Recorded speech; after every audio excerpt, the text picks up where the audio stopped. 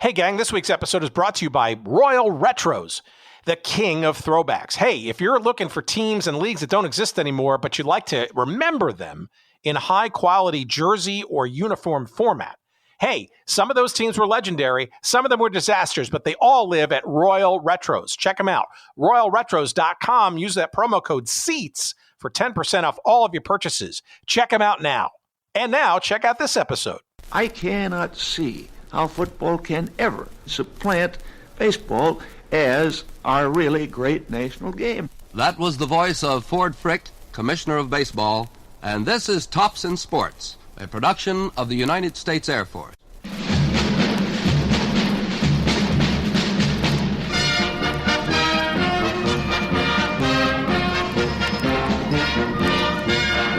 This is Kyle Rote, and today we're honored to have with us Ford Frick, who has served for more than 10 years as Commissioner of Baseball.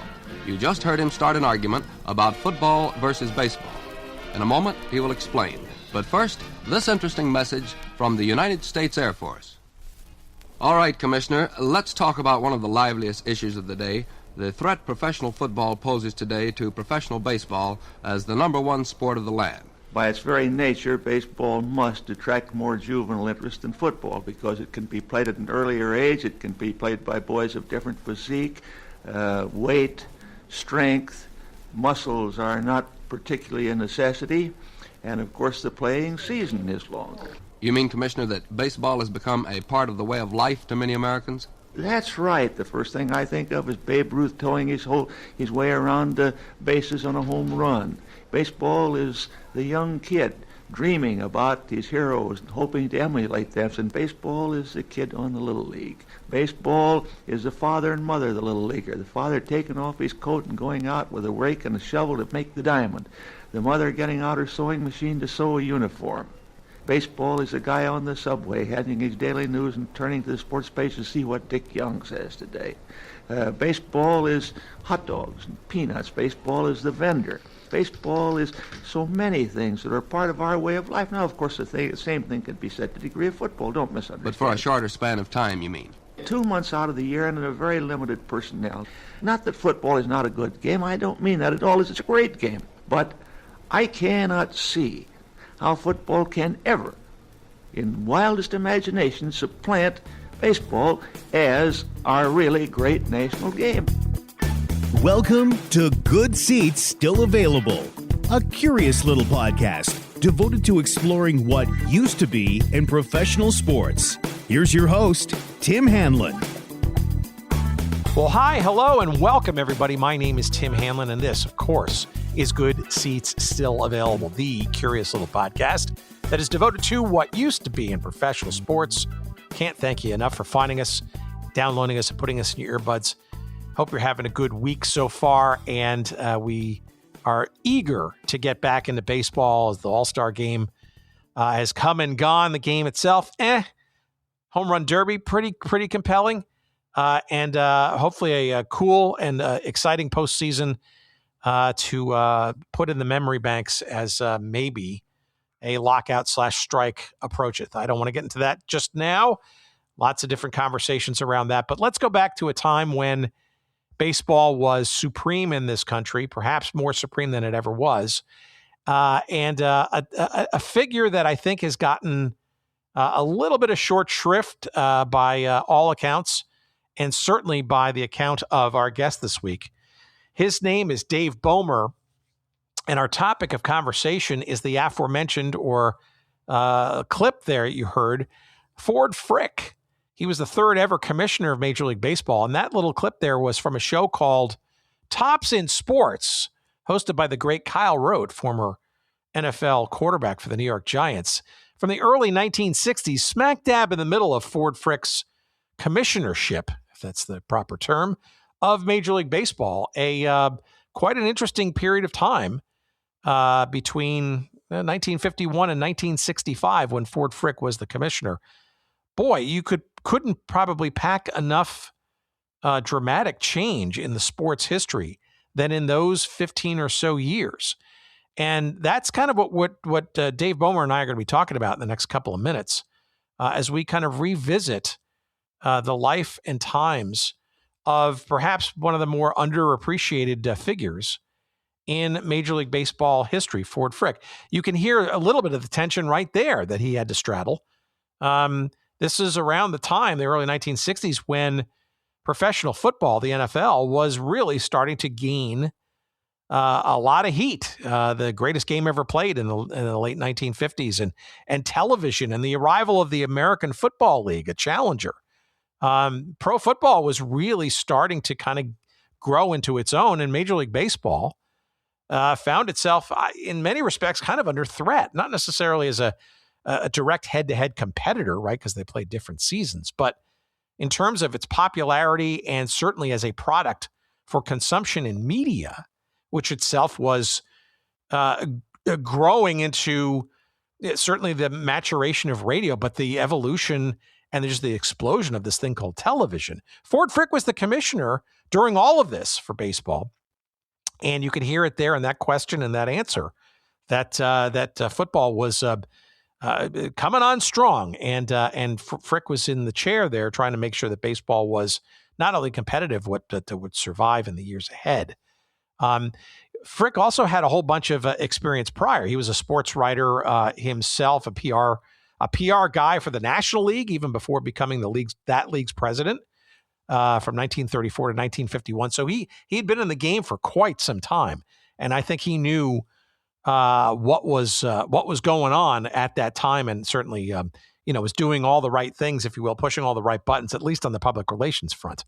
And we can debate the various decisions made, but I'm going to leave it to Dave in our conversation to kind of discuss some of the major issues that Ford Frick had to deal with, such as the Babe Ruth, Roger Maris asterisk in the home run record focused issues that he had to deal with. That's probably the one he's most known for. He was involved in changing the strike zone as well, and some other not necessarily popular decisions, ballot stuffing the All-Star game and all those kinds of things.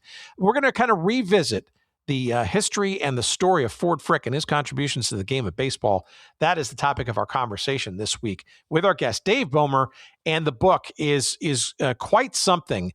If you think you know everything about Ford Frick and baseball in the 1950s and early 1960s, I think you owe it to yourself to get a copy of this book, published by our friends at the University of Nebraska Press. It is called, wait for it, Ford Frick, baseball's third commissioner and his 4 decades of shaping the game. You, of course, can get it wherever good books are found. And, of course, if you'd like to purchase it through our links there for you in the show description, or that you're getting this podcast in your podcast feeder, or on our website at goodseatsstillavailable.com. Just search up this episode 454 with myself and Mr. Bohmer. You'll find a couple convenient links there as well to our friends at Amazon, who will get you the book in Kindle or hardcover form as quickly as humanly possible. And of course, we get a couple of shekels of referral of when you purchase that way. Thank you for considering that manner of purchase. And yes, we will have two copies to give away at the end of the show. So if you want to listen and answer our trivia question and be one of the first 2 people to answer it correctly, we'll send you a copy free of charge. Happy to do that for your listenership this week. All right, let's not waste any more time. Here's my conversation that Dave Bohmer and I had about a couple of months back. We've been holding this back because the book was not out at the time, and I think you'll enjoy it. Nonetheless, here it is. Please, as always, enjoy.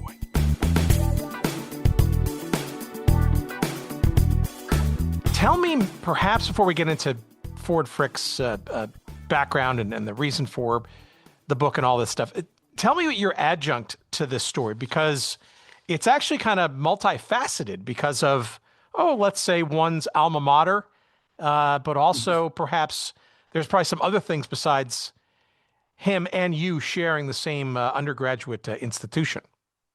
That certainly was one of the circumstances that precipitated this, but only minor. I ended up as the director of the media center at DePauw in 1994, and about 2 years later, got talked into teaching a class, somewhat academic class in winter term on baseball history, which when I got talked into doing it, I knew absolutely nothing about. I knew I was a baseball fan, grew up in Cleveland, fell in love with the Cubs in Chicago. So I'd followed baseball, but I didn't really know a lot of the history. So I taught myself, read a lot of books, and taught this class. I'd show movies. I'd show the Ken Burns documentary with the 9 innings and would go through that whole process. And through this, when I started reading some of the literature on baseball, it was pretty clear Ford Frick was not well thought of. And I had learned by that time he was a DePauw alum, which I thought was sort of cool that DePauw actually had as a DePauw alum myself, I thought it was cool that, DePauw actually had a commissioner of baseball. But he certainly wasn't well thought of amongst the baseball historians. Bill Veeck criticized him. Happy Chandler criticized him. Of course, there's stories behind both of them. But when you look at baseball, I just look at commissioner to start with. If you took a snapshot of baseball in 1951 when he became commissioner and another snapshot of baseball in 1965 when he retired, it was a very different game. Now, either that happened in spite of him or he had some role to play in it. And all right, a couple of things first unpack there. So for our audience that's not doesn't have the benefit of living in flyover country like we do, clarify DePauw with the W, where that is, where it is, sits in the firmament of college in terms of size and shape and stuff, and then perhaps maybe set the tone a little bit for how active an alum he was. And did you know that going in to this story? I learned it as I went along. DePauw had lost track of him and his family. One of my assistants in the media center that I directed literally tracked down the fact that his daughter-in-law, Jerry Frick, was living in Lexington, Massachusetts, and I went to interview her in 2007. She then put me in touch with a name that you would be more familiar with called Buzzy Bavasi. And Bavasi was living in San Diego. I went out and interviewed him. Bavasi is also a DePauw grad.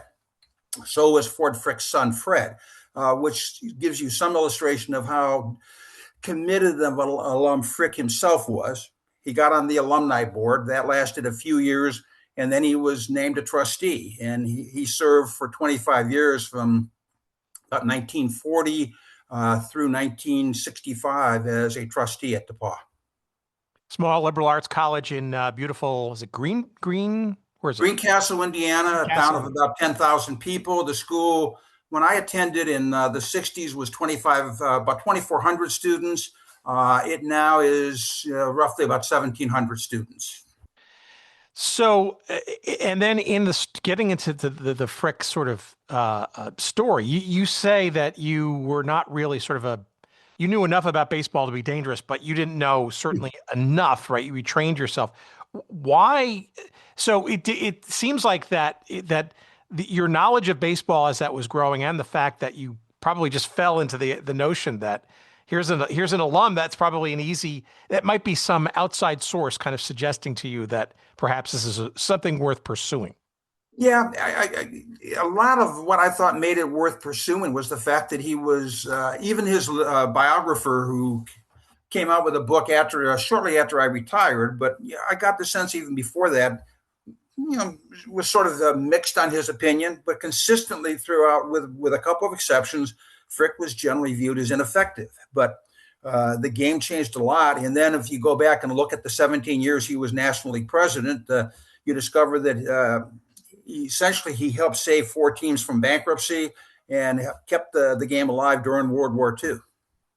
So his origin story, though, is interesting because he would you call it sort of like unsuspecting his sort of his ascent into these positions of power in baseball? Because he started off as a sports writer, which I think back in the day, right, was a bit more of a noble calling and perhaps more influential maybe than it is today. How does he make that jump from sports writer to the executive hallways of baseball? A lot of it obviously was being in New York City. A couple things. One, he became Babe Ruth's ghostwriter. He got hired by the Hearst American, which was a morning paper. The editor, Arthur Brisbane, switched to the Evening Journal and took Frick with him. And the Evening Journal focused more on the Yankees, and Frick started to cover them and ultimately got to know Ruth pretty well. So he became Babe Ruth's ghostwriter. He also, because Hearst also owned WOR, Frick apparently had a pretty good radio voice and ultimately ended up having the first sports show in the United States that was our first radio show in the United States devoted exclusively to sports, 15 minutes every night during the week on WOR in New York from, I think, about 1931 or 32 until he retired. He also did broadcasts of all three of the New York baseball teams. He also did the World Series one year, which was a pretty major accomplishment. He also broadcast the Army and Navy game, which was the big college football game at that time. So he was a pretty big name and reasonably known. And I think baseball obviously was in the thick of the Depression. The league president still had a great deal of power. And I think his predecessor, John Heidler, sort of had his eyes on Frick as his successor and hired him as his sports information guy, which they had let the position go vacant for a while. And within 9 months, Frick was named president of the National League, which he then served for 17 years. So this is a guy who understands, if you will, press relations and managing the message, so to speak, right? And perhaps through the voice of coverage of games, as well as of folks like Babe Ruth, and sort of being his mouthpiece, if you will, for press consumption and stuff. It would seem to me that's a classic skill that he immediately brought to the table when 30s, 40s, 50s media was really becoming a standardized industry, certainly a radio industry that was relatively embryonic. The newspaper business was probably at its most competitive during that period of time. And then the advent of this thing called television, which was still in its infancy, but obviously would become more important over time, especially in his later years as overseer of all of Major League Baseball. It certainly became important probably by the time he was commissioner. It wasn't such a big deal before that. Radio had certainly become important. He basically made his name and ventured out into these different areas, and again was somewhat of a household name when he got hired into baseball and had a pretty reasonable reputation. He had worked and done some advertising kind of work out in Colorado Springs when he worked for the newspaper out there, and probably had a little bit of experience. He also was president of the New York Baseball Writers Association, which was the biggest chapter of the baseball writers in the country, and ultimately and they were the ones that put on a skit every year during the scheduling meeting at the end of January when all of the baseball owners would meet in New York City. And so Frick also became recognized in that regard by the owners as well. As National League president, I mean, it's also interesting and important, I think, to frame all this, right? So the baseball today, I think, to the modern fan, right, who's listening, the distinction between the American and National Leagues is really pretty much pretty much erased now that things have kind of more harmonized and become more truly under the realm of Major League Baseball. Yes, the divisions still exist, and yes, the playoff structure is still the same, but the reality is, with interleague play and all that kind of stuff, we were talking about a time where baseball literally was two strong and separate yet equal and or coordinated leagues, right? Where each league, National and American, had two fairly strong leaders, right, in that regard. And Frick, as National League leader, right, had to make some pretty significant decisions during that period of time. Basically, in terms of the status of the 8 teams in that league, it was the league's president's responsibility for them. The commissioner has always been viewed as the powerful figure. Today, he obviously is. Bud Selig got rid of the 2 league presidents, absorbed them under his office, and they no longer exist. But in Frick's time, in Frick's time as league president, the commissioner really had two powers and two powers only. He handled the World Series and later the All-Star game when it was created in the early 30s. And his other power was basically to look after and be able to make decisions that he considered in the best interest of baseball. Landis played that well because Landis was very good at acting the role. But in effect, that was really the extent of a commissioner's powers. He was viewed as all-powerful, but there really was limits to his power that if teams chose to, they could overlook and get away with it. Now, they didn't make big deals about it, and for the most part, they deferred to Landis because baseball was prosperous in the 20s, and they were still concerned about the Black Sox scandal. And then you have the Depression and World War II, and they're certainly not going to be inclined to make changes during that period of time. Now, Landis dies in 1944, end of 1944, and they have to make a decision at that point. So let's call out some of the more important things that Frick was involved with and had to make decisions on during his National League presidency, because it's actually pretty instructive, and you go into some great detail in some of these. That he's almost like, one has to kind of look back and say, perhaps this is almost like training ground, right? I mean, for example, the whole saving, if you will, baseball through a lot of uncertainty, not like all the other sports, pro football in particular being one of them too, through Depression and World War II, right? Which neither of which had sort of expected endings. Nor in the midst of those things was baseball's survival guaranteed. I think that's very definitely the case. He faced 4 franchises that were facing bankruptcy when he became president. Now, Cincinnati had pretty well resolved itself, except it was the first franchise to get approval from the other league owners to be able to have night baseball games. They televised 7 night games. The first one was in May of 1935 in Cincinnati. Larry McPhail was their general manager, and he was basically the innovator. Landis had told McPhail that they would have night baseball over both of their dead bodies. Well, both of them survived it. Frick Landis wouldn't go to the first night game. Frick was there for it. FDR turned on the lights, and what would have been a 2,000 to 3,000 fan game drew about 22,000 people. The surprising thing is, with all that success, it still took a long time for baseball not for the second team to install lights. That was 3 years later when Larry McPhail, the same guy, was general manager of the Brooklyn Dodgers, who also faced a bankruptcy issue. And Frick was the person that behind the scenes made arrangements for McPhail to get the general manager's job there. Why was he no longer with Cincinnati? He had punched a policeman in a hotel in 1936, and the owner, Powell Crosby, didn't think that was a good idea. Crosby didn't think that was a good idea. The post-war years, though, too,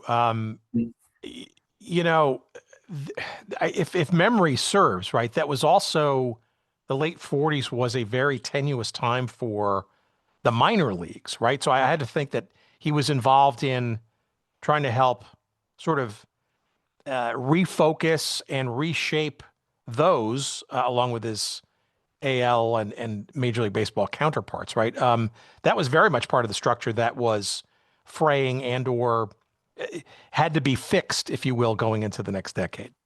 The minors pretty much died during World War II. They basically not only were resurrected, they boomed in the late 40s. They were very successful, and then by about 1950 started to fall on some hard times. A lot of it was, the reasons are complicated. A lot of it was blamed on television, as baseball games, major league games were being televised. Bigger reason was people had a bit more affluence. People tended to be moving in different places, and minor leagues didn't seem to get as much attention. And they struggled through the 50s, and Frick had to be involved in trying to help rescue them, and finally created a structure in which every major league team would be responsible for one triple A, one double A, and 3 single A teams when there were 24 teams right after expansion had taken place. Go back to Frick being National League president. I think the big lesson he learned, and which a lot of commissioners, because they weren't in that kind of capacity, didn't learn, was the very reality of their job. The owners hire you, the owners pay you. If the owners aren't happy with you, they can fire you.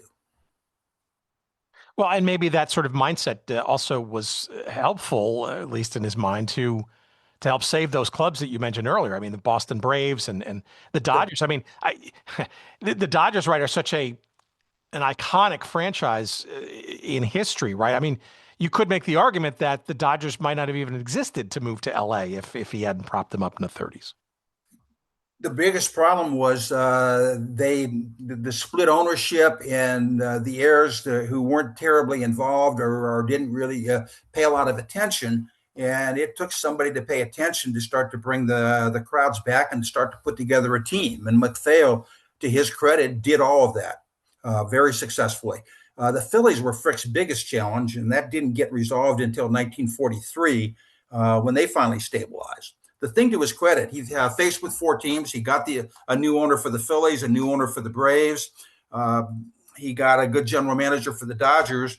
And every one of those teams that had struggled won a pennant, and in one case with Cincinnati, who actually won a World Series during Frick's tenure as league president.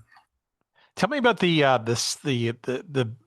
one of the major things he was known for or known of in the late 40s, which was this St. Louis Cardinals. There was a strike essentially in the mix, and a lot of it had to do, I think it's centralized around the integration of baseball in the name of Jackie Robinson. Not every player on the Cardinals team was excited about this prospect.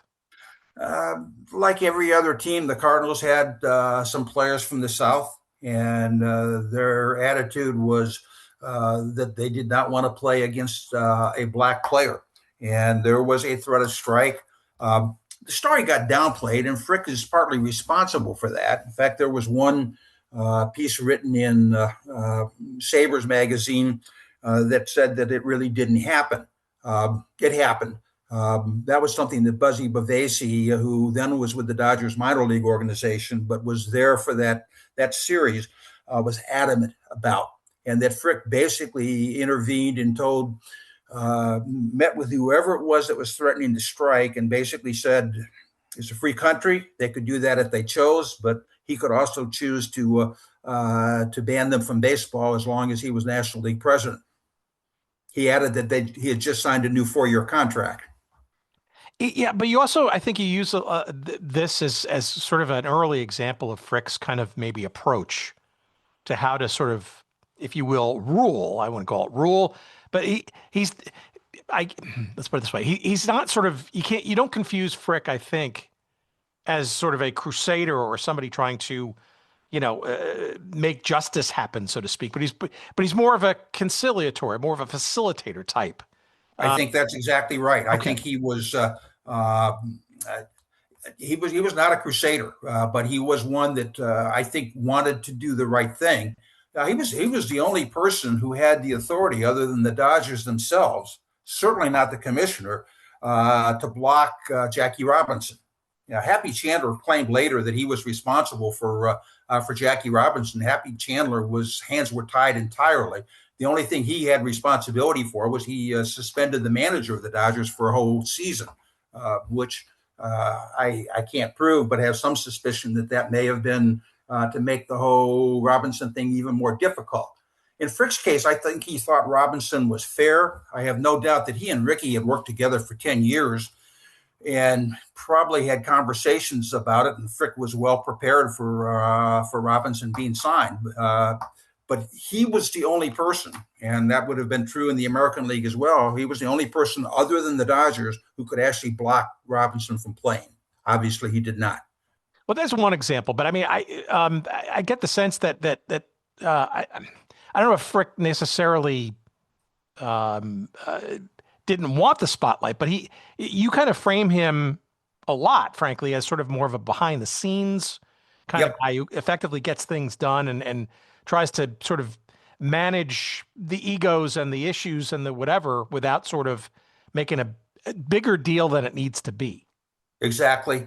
And again, the Cardinal strike got picked up by I can't remember which of the New York papers, but then the other New York papers picked it up. And Frick was very quick to downplay the story. Why? Because it actually was not a good image story for baseball, and Frick always was concerned about image as well. So he didn't deny the story. He just didn't indicate that it was that big of a deal, and it died fairly quickly as a consequence. But it was real. Well, do you think that perhaps that sort of approach, right, and maybe that contrasts, and I don't know nearly as much about sort of the other leaders in the leagues and or of the commissioner's offices and stuff, certainly in the modern side, but as you hinted at earlier, right, and I think what you spent a lot of time through the research, right, reorienting or perhaps correcting, perhaps it's easy to mistake his approach to management as sort of weak or overly conciliatory, perhaps, to the owners versus, frankly, doing the legwork behind the scenes that, maybe doesn't get as much credit, but essentially is, trying to make things work to the betterment of all. And that's not as sexy or as spotlightish that perhaps others who crave the spotlight or like to get attention for "quote unquote" fixing things might be oriented towards. I think that's definitely the case. I don't think Frick cared a lot about. I don't think he cared a lot about how much credit he got for something. He certainly had an ego. You don't get to that position without having it, but I think his importance was the general success of baseball, and for that matter, the general success of Robinson. And if things got in the way of that, he was going to interfere, but he wasn't going to try to make it a story that in any way would come back and tarnish baseball later on.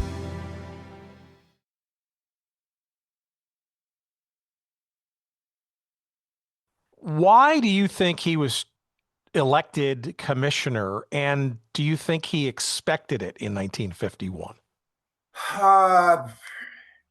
I think Frick didn't. It seems like he might not have, but I don't know if that's real or that's just faux, humility. He almost became commissioner in 1945 when Chandler was selected. He had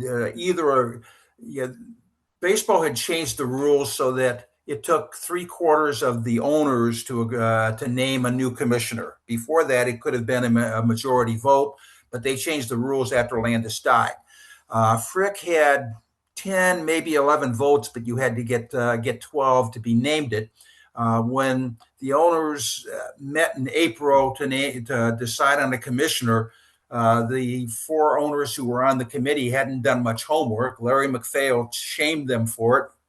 When it became clear to MacPhail that Frick wasn't going to get the votes because some of the American League owners and at least one of the National League owners were concerned that he would too much favor the National League, or that they needed somebody who had more influence in Washington.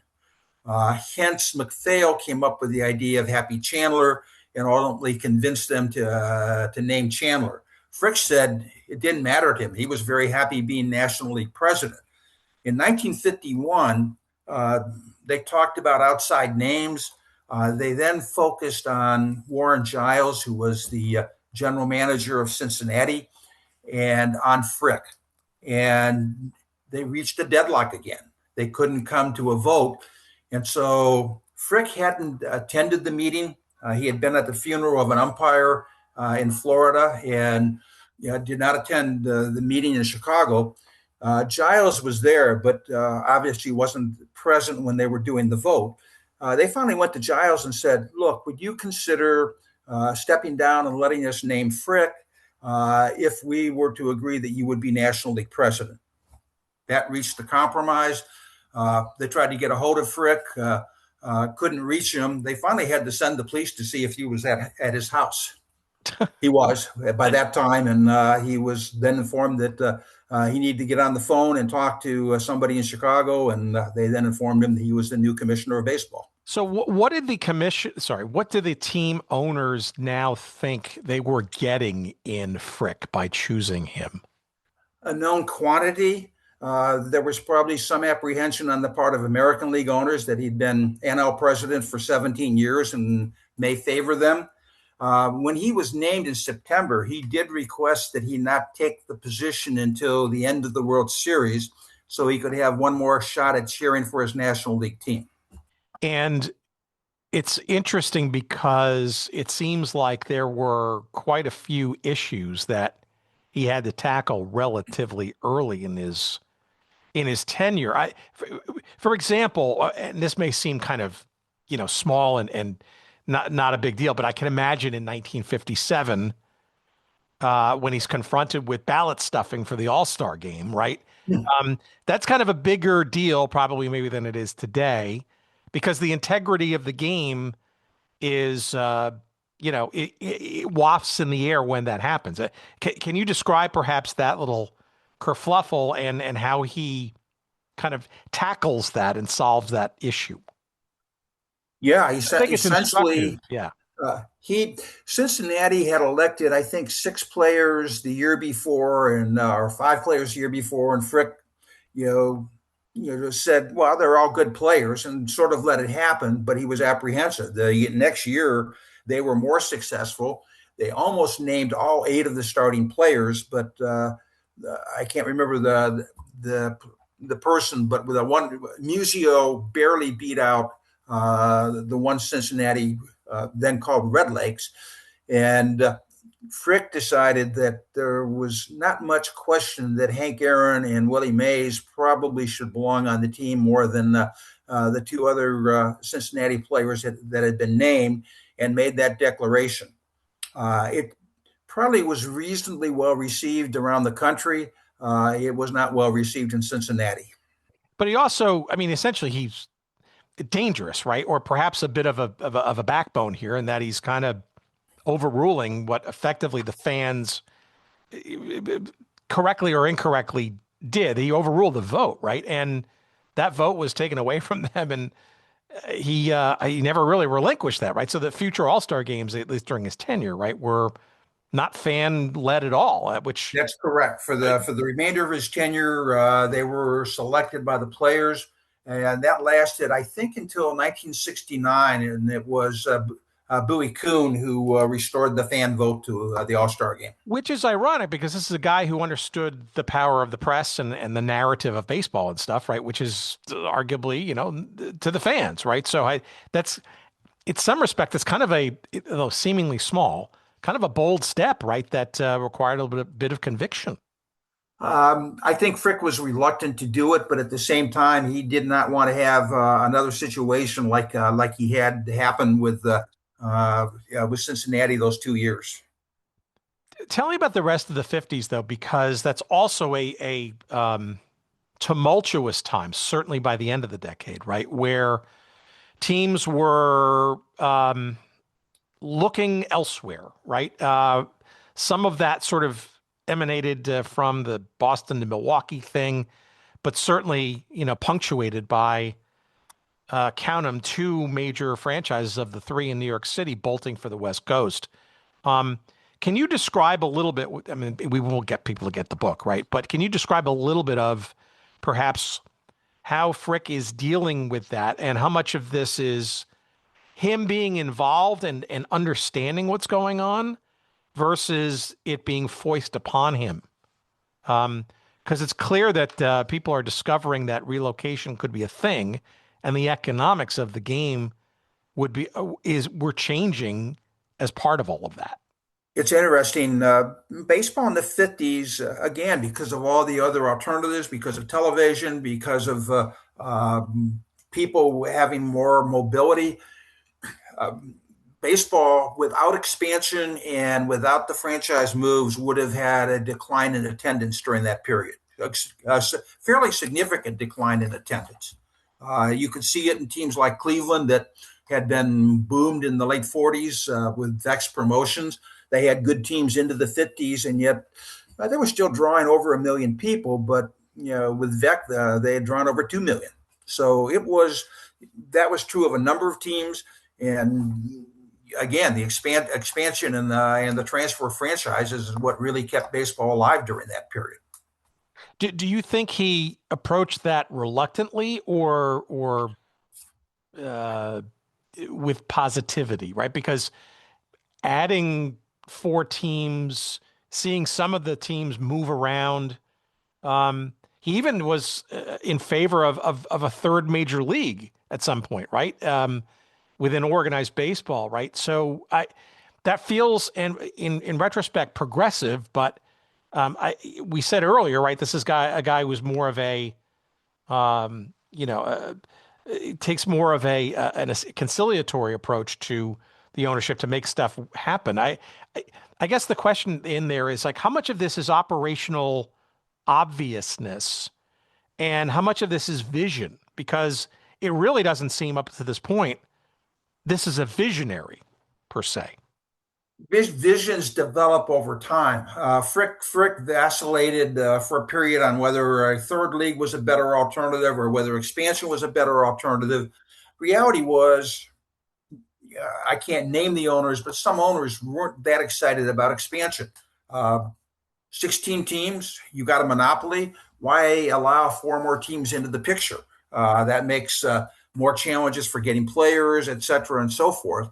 And it took the threat of the Continental League that William Shea and Branch Rickey had put together to really, which Frick utilized to get the owners to wake up to the fact that either they were going to have to agree to a new league, or they were going to have to agree to expand. Same way, baseball, no baseball team could move unless they had the approval of all 16 teams. That changed in 1952 at the winter meetings, when only the league of the team interested in moving had control over whether that team was allowed to move or not. See, that right there, that's fascinating, right? Because it just tells you how distinctive each of these leagues were versus the oversight of Major League Baseball. That could never happen today because it's not the same.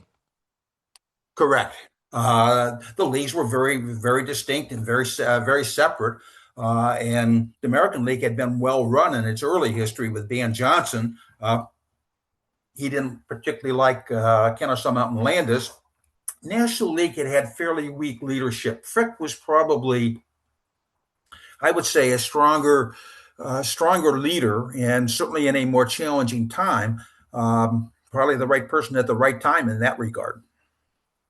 How does Frick kind of manage? I guess not only internally with the owners and stuff, but externally especially with Congress and the U.S. government around antitrust exemptions and that kind of stuff, right? Because these forces, right, are not just, hey, let's just grow and spread the game, right? These are kind of almost reactionary things to, the expansion thing, the new league thing, right, to cries of favoritism and that stuff. What Frick, I think World War II brought it on in particular.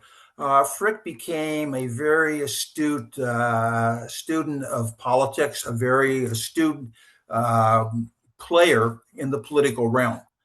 It was his involvement in talking to not only Congress, but more particularly the War Office during World War II that saved baseball, especially in 1945 when the Battle of the Bulge caused the War Council to get very close to deciding that they would close down the 1945 season. And it was Frick's involvement in Washington that helped keep that from happening. He went back to the owners at the end of January in their scheduling meeting, and basically he rarely ever lectured them. This time he did, basically saying, you cannot ignore what's going on in Washington. If you do so, it is at your own peril. And literally understood that baseball's success was involved with it playing, how well it played in Washington. That got emphasized even more in 1951 with when Emanuel Seller held hearings on baseball's antitrust exemption. because there were a number of things that came into play that caused him to have those hearings take place. And out of those hearings, it became very clear, particularly from a congressman from Los Angeles, that there was a lot of interest in getting more baseball teams. And so Frick, convinced the owners to change the rules to make it easier for franchises to move in 1952. And ultimately, then worked very hard to put together a very effective lobbying organization to help protect baseball's antitrust exemption. The second Supreme Court decision in 1953 that again gave baseball's antitrust exemption said, we're not sure it's a good thing as a court, but since it's already been decided in 1922, we don't think we should change it. That's Congress's job. And that spelled it out, and Seller began to hold further hearings, as did Estes Kefauver, to review baseball's antitrust exemption. Seller was able to get a bill to the floor of the House out of his committee that would have taken away some of baseball's antitrust exemption. Frick was able, with his lobbying effort, to turn that bill around and get a more favorable bill amended on the floor of the Congress. Seller in the following year said, in my 35 years in Congress, I've never seen such a powerful lobbying effort. That's interesting. Why do you?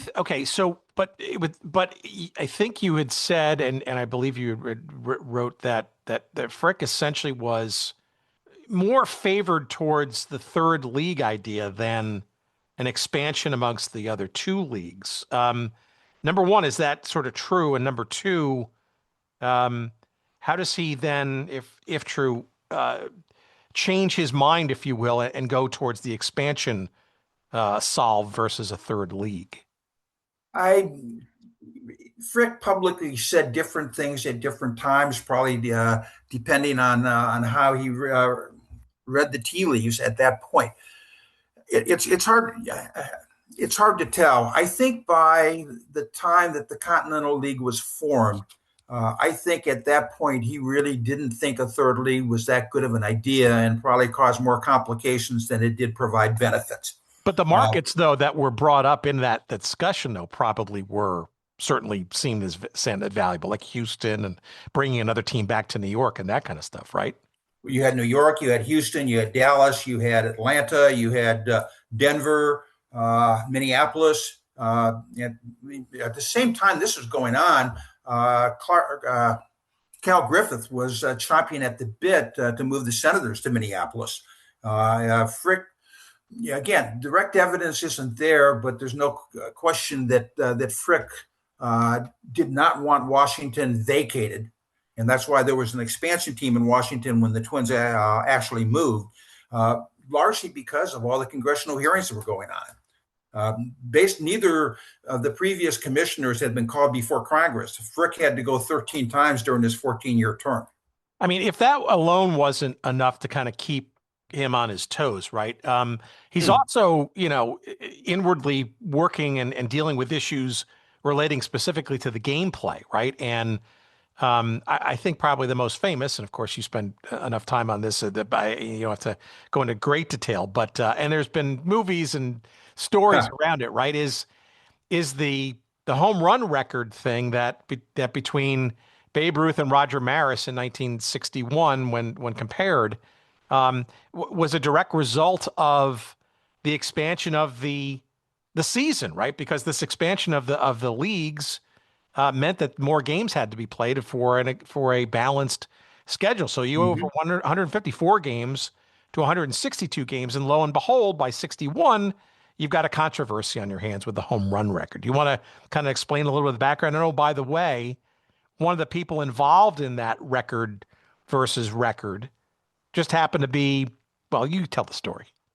Well, there's no question in my mind that I think Frick thought Ruth's record was safe.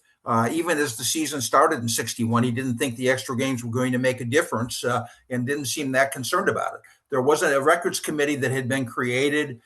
They only met in January to lay out the groundwork for the next season. Frick realized by mid-July that both Maris and Mantle had a threat on Ruth's record, but they also were facing a season with 8 more games. I'm sure, knowing Frick's style, that he talked to at least some members of the records committee, but again, there's no evidence of that. He made the ruling that if the record were broken in 154 games, it was a new record. If it took 162, it was to be treated as a separate record with a distinctive mark.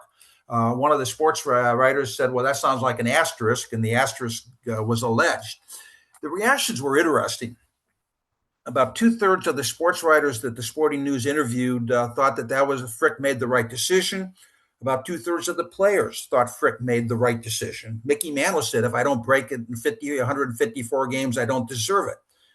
Maris was a lot more ambivalent about it. He obviously didn't particularly like that idea. And of course, as it played out, Maris didn't break it until 162 games. Well, there was also some conjecture that Frick, with his relationship with Babe Ruth, right, and having been his, essentially his, I won't call it a muse, but it's certainly his translator, so to speak, in the his ghostwriter. Yeah. Yeah. I mean, is there any evidence that he was kind of trying to keep Babe from losing something, eternal in that, or is that just more conjecture and spite? Again, Frick was not one to leave memoirs, other than he wrote a memoir, and you can get some information from that. But he didn't leave a record of why he made decisions or why he decided certain ways. Was he biased toward Babe Ruth? I mean, not only was he his ghostwriter, he and Babe and their spouses played bridge together regularly. He golfed with Ruth. He was one of the last people to see him on his deathbed. There's no question he was biased and probably wanted to see Ruth's record protected.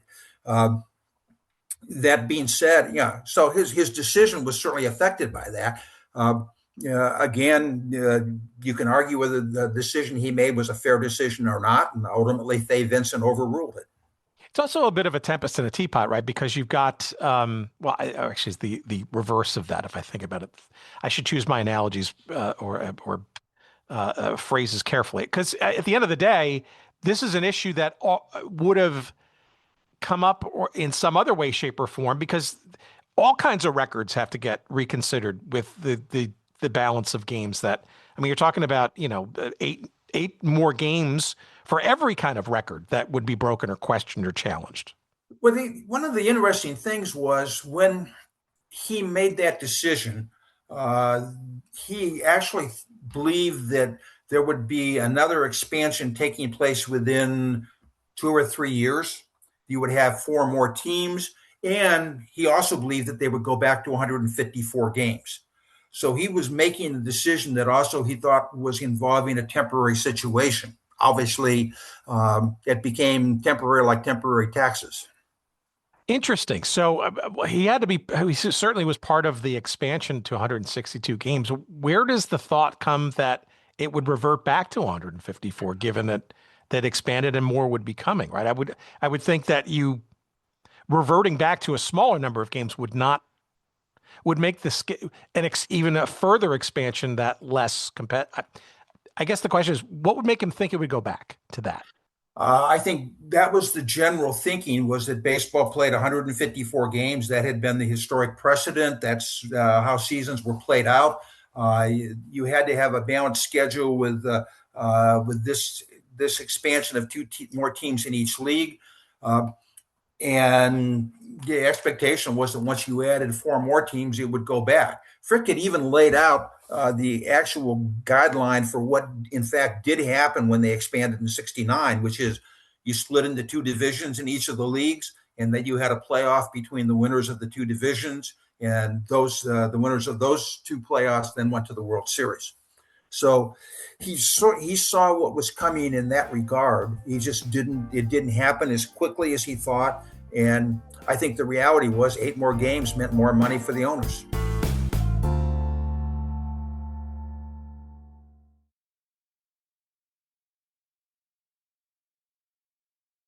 All right. In the early 60s, though, too, he's also sort of dragged into controversy.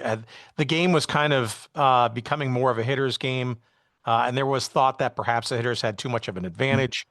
How does the strike zone contretemps sort of come about, and how does he get dragged into it, and or his solution to what is the perceived problem of hitters dominating pitchers?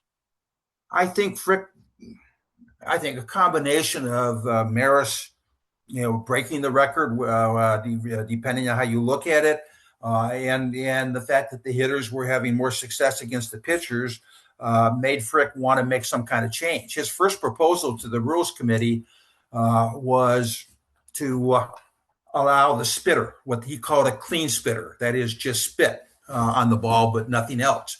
The Rules Committee turned that down. Frick went through the 1962 season, and then there was a change in the leadership, and the new leader of the Rules Committee was Frick's assistant in his office, and Frick then proposed that you change the strike zone, and that did have a dramatic effect. Averages dropped, pitchers became dominant. All you have to do is look at the 1968 season with Louis Tiant at a 1.6 ERA in the American League, and more particularly the success of of Gibson in the National League with a 1.12 earned run average. And we snapped back in 1969 to contract it back to previous dimensions. That was after he had left. But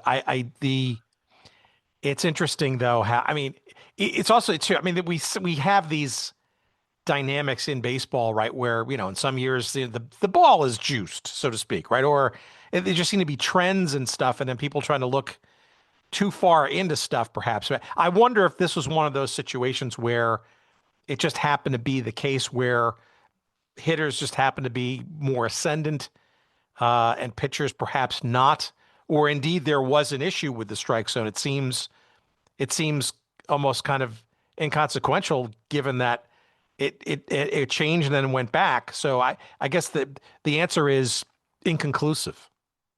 They also had, the question is, how much did the strike zone have a change in the strike zone have an effect? Also, the pitchers' mounds were being raised subtly. There wasn't any direct guidelines on what was being done with the pitchers' mounds. And of course, they did lay out guidelines for the 1969 season that have existed ever since then. How much each of those had a role to play, I don't know, but I think the wider strike zone certainly had an impact that gave the pitchers more of an advantage. The interesting thing is, even once you restored the strike zone and controlled the pitcher's mound, the averages never got back to what they were pre-1962 or 63. In his later years, aside from the stuff on the field, how much credit do you give him in terms of, it's quite a bit actually, I buried the lead, his role in the advent of television and baseball?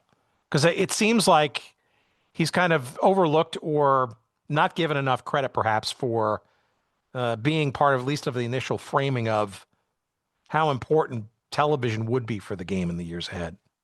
There's no question he was supportive of television. If there's a criticism that Frick gets, it's that unlike football, baseball has rich teams because of television, and small market teams don't have that same advantage. The NFL basically had revenue sharing for television from virtually the beginning.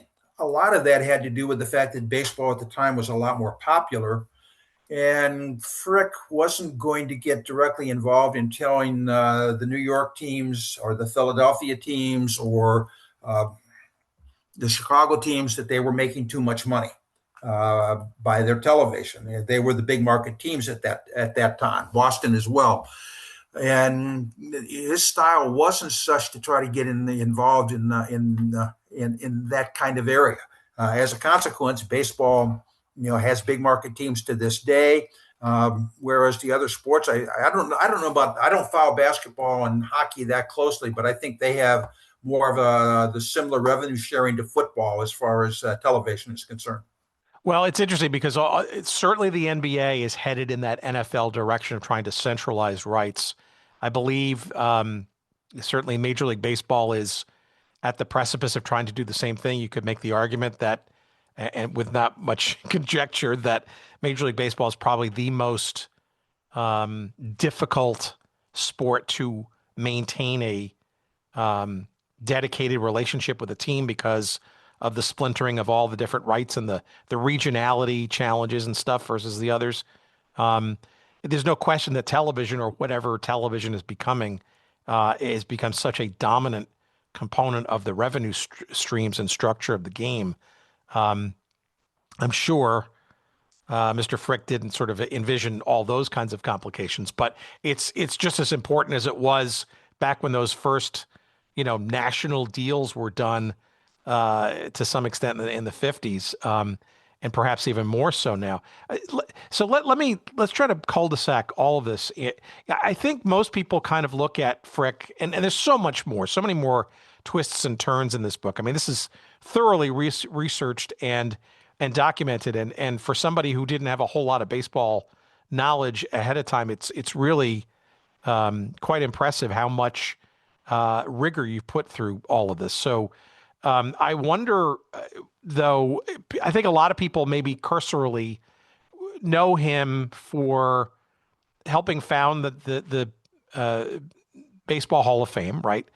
From its early days, and certainly perhaps maybe not so correctly for the kerfluffle around, the quote unquote asterisk that didn't exist on the Roger Maris baseball home run thing. But what do you, if somebody comes up to you on the street and says, what do you think Ford Frick should be best known for in his commitment to the game? It's probably not either of those two things, right? It's probably something bigger or more substantial than that. No? Robinson, not only signing off on his contract, but supporting him afterwards, which set an important precedent. Expansion, franchise transfers, and expansion, and I would say further the draft. He would very quickly say that the draft that baseball uses to this day is something that he was directly responsible for.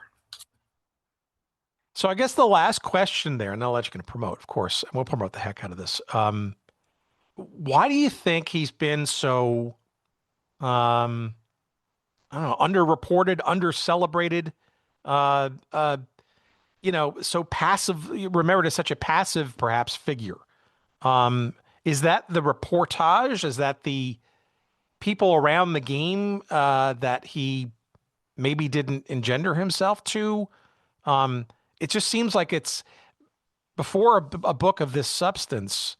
It just feels to me like there's a lot of lack of recognition, I guess, for all these important things that he contributed to the game. I just wonder why that is.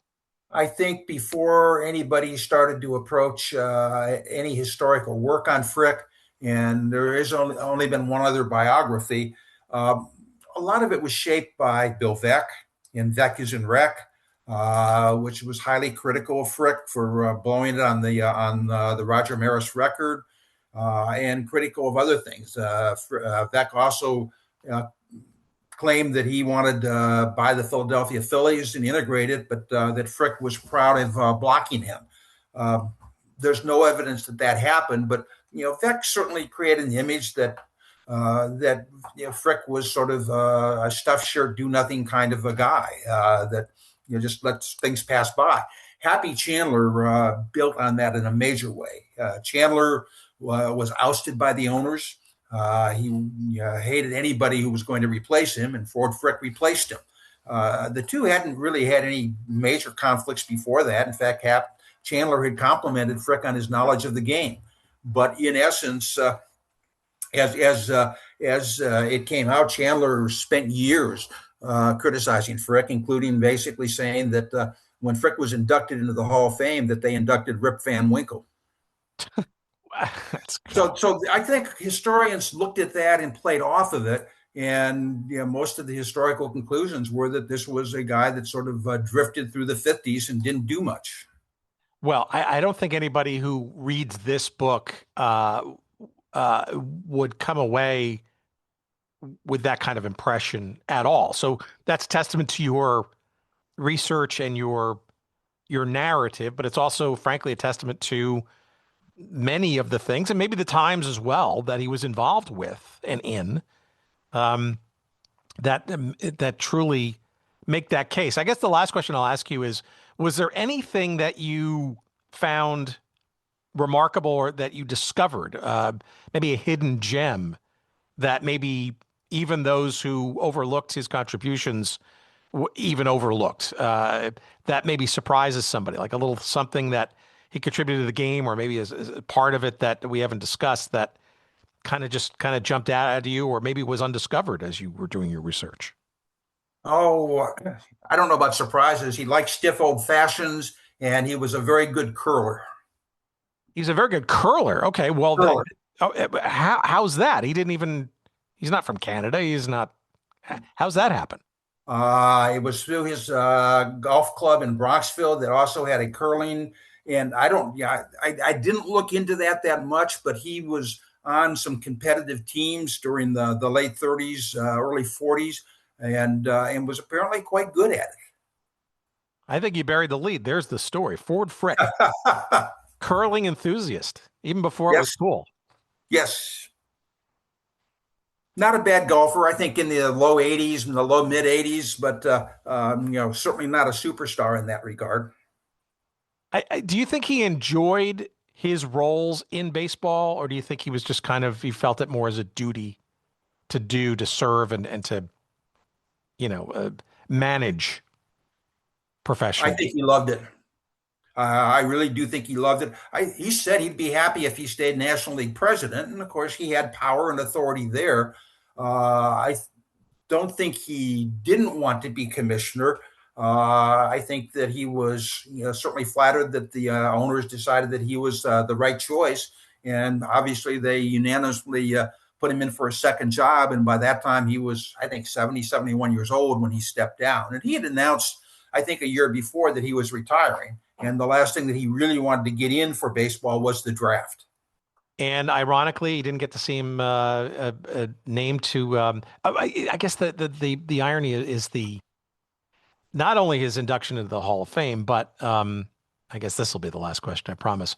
I overlooked this one, right? This is probably the greatest sort of legacy, is the Ford Frick Award that is awarded to a broadcaster or a member of the press each year. I find that fascinating, that was the way that baseball would commemorate. You think with all the great broadcasters, certainly in the 50s and the 60s, I think, as television, especially, and radio, broadly, you think there would be. It's interesting that Frick would be the guy named for that kind of award. I think because he was a pioneer in broadcasting, the first sports show anywhere in the country, the first show anywhere in the country on radio devoted to sports. He did a lot of announcing of the three New York teams and of college football. And I think that alone, plus I think the timing was probably, and I haven't studied it, but I suspect that there was some talk about, let's have a recognition of the outstanding announcer. We ought to have some recognition for that. And, Frick dies, and why not honor him by doing that?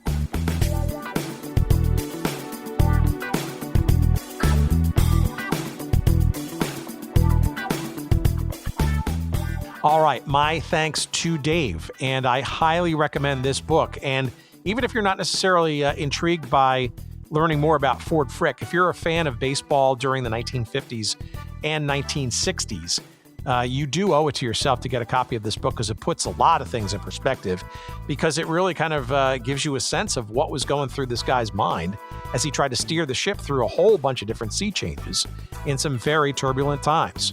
The book, of course, is called Ford Frick, baseball's third commissioner and his 4 decades of shaping the game. It is written, of course, by our guest this week, Dave Bohmer, and is published by our friends at the University of Nebraska Press. And of course, you can get it wherever good books are found. The hardcover or Kindle versions are available out there. But of course, if you'd like to consider purchasing it through one of our links, where we get a couple of shekels of referral love from our friends at Amazon. We'd appreciate that. You'll find those links in the show description in your podcast feed catcher, whatever the device is, or going to our website at goodseatsstillavailable.com, searching up this episode numbered 454, and you will find a convenient link there. And thanks again for considering purchasing that way. We appreciate it. And as promised, I've got 2 copies to give away to the first 2 people out there in listener land to correctly answer this trivia question. And if you've won in the last 6 months or so, that is all of 2026, please step aside and let some new folks come in and get a chance to win. We understand our super fans, and we appreciate that. We're building some libraries for some people. It's great. But we want to give a lot of people, other people, a chance to get in and win. And we only have so many books to give away. So thanks for doing that. Like I said, the first 2 people with the correct answer to this trivia question. We know that Ford Frick, of course, was a broadcaster and a journalist before segueing into the public relations role with the National League and then ultimately becoming commissioner, not only of the National League, but then also of Major League Baseball itself. The Baseball Hall of Fame, in his honor, created an award to recognize the best in baseball broadcast excellence. And that was initiated in 1978, the Ford C. Frick Award. A lot of very famous broadcasters have received that award on a yearly basis, courtesy of the Hall of Fame. My question to you is, who won the very first Ford C. Frick Award in 1978? And I'll give you a hint. Yes, it was 2 people. There were 2 gentlemen, who were awarded the first ever Ford C. Frick Award. Who were they? Just be the first 2 people to answer the question correctly.